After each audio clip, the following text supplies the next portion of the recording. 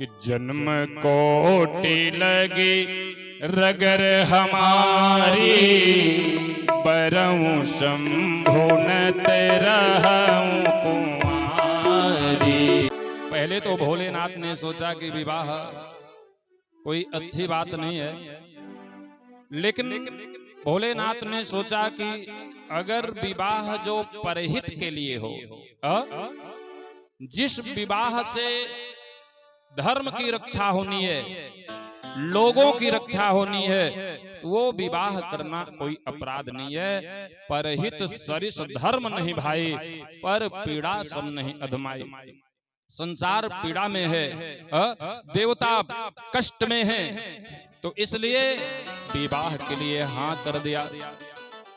तो देवताओं की रक्षा के लिए त्र्यंबकेश्वर ही वो भक्तों के त्रिताप को मिटाने वाले हैं प्यारे, योगेश्वर होते हुए भी। क्योंकि शिव पुराण में कहा गया है, हराम्यास विपत्ति भक्ता नाम हरः। ये भक्तों की विपत्ति का शोक दुख संताप, इन सब का हरण करने वाले हैं प्यारे। हराम्यास विपत्ति ही भक्ता नाम हरः, इसलिए इन्हें हर कहा गया है। जैसे कोई भी पीड़ा हो, कुछ नहीं कर पा रहे हो, तो भोलेनाथ के दरबार में जाओ और अपने दोनों हाथ को ऊपर उठा करके केवल हर हर महादेव बोल दो। कुछ नहीं कर पा रहे हो तो विपत्ति ही भक्ता नाम हरः,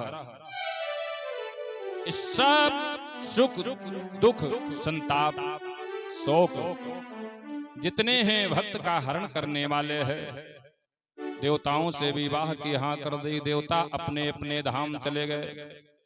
तो लिखा है यहाँ पे शिव ने पुनः समाधि लगा ली। पार्वती ने ऐसी तपस्या की कि शिव की समाधि खुल गई। शिव जी ने सप्तर्षियों का स्मरण किया और सप्तर्षियों को भेजा है परीक्षा के लिए कि जो कन्या तप कर रही है पत्नी बनने के लिए, वो मेरे लायक है भी नहीं। सप्तर्षि आए, बहुत प्रकार से परीक्षा लिया और पार्वती परीक्षा में सफल रही। अरे भोलेनाथ के पास क्या है, खुद का रहने का ठिकाना नहीं है, और हमारे कहने से तुम विवाह करो तो वैकुंठ पति श्री हरि विष्णु से तुम्हारा विवाह करवा दूं, ये कर दूं।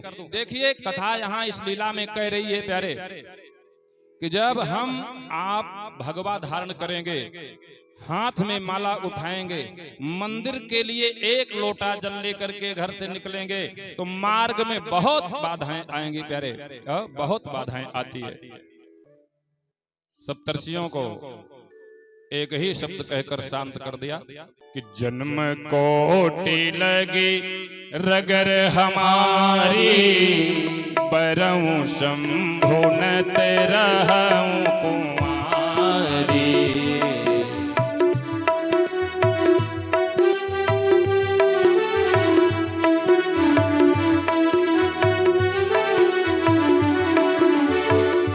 जन्म कोटि लगी रगर हमारी, बरऊं शंभु नत रहूं कुंवारी।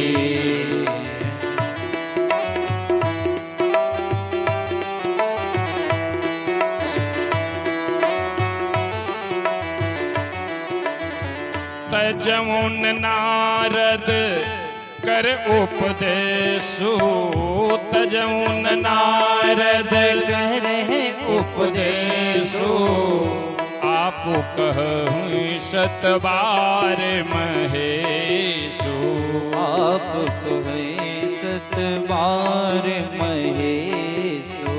पार्वती ने कह दिया कि एक जन्म नहीं करोड़ों जन्म बीत जाए, जब तक मैं भगवान भोलेनाथ के चरणों की दासी नहीं बन जाऊंगी, ऐसे जन्म लेती रहूंगी।